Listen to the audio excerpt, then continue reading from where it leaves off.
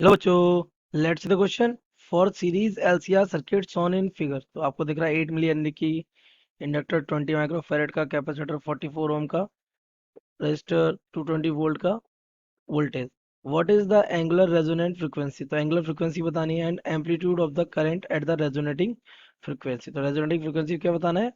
Maximum amplitude of electric current. The option A is 2500 radian per second and 500 root 2 ampere. Option B 2500 radian per second and 5 ampere. Option C 2500 radian per second and 500 root 2 ampere. And option C 25 radian per second and 500 root 2 ampere. So let's see the key concept of this question. तो क्या होती है resonating frequency? तो resonating frequency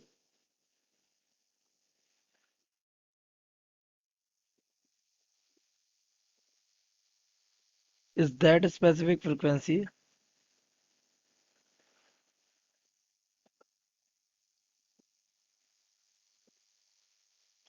at which impedance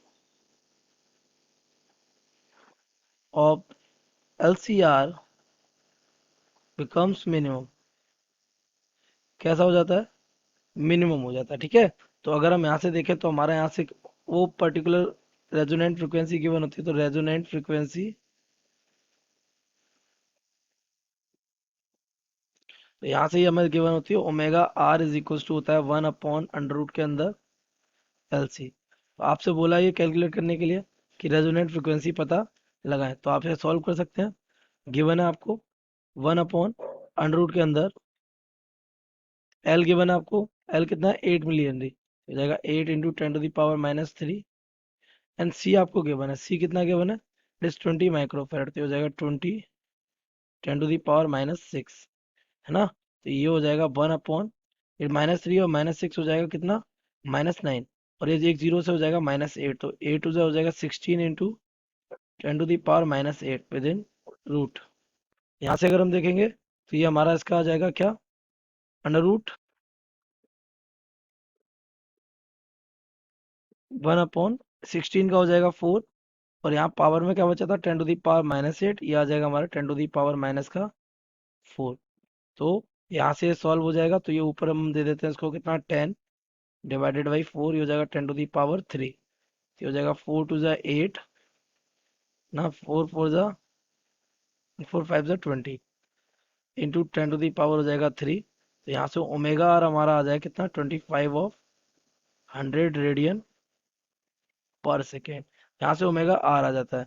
after that omega R calculate करने के बाद वो आपसे क्या कह रहा है?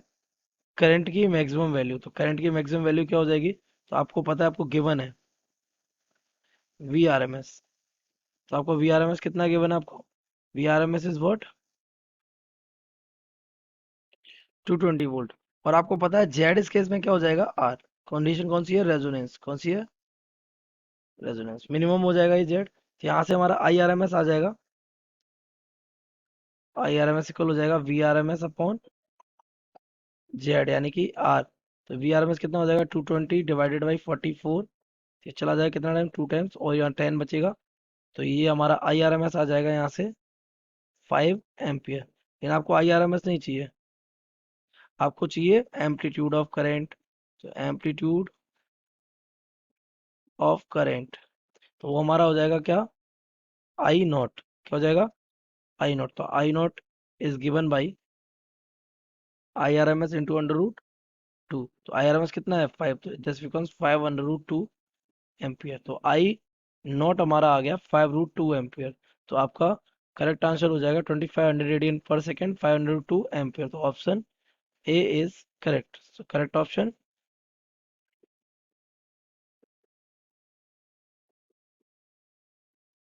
I hope you have understood it well.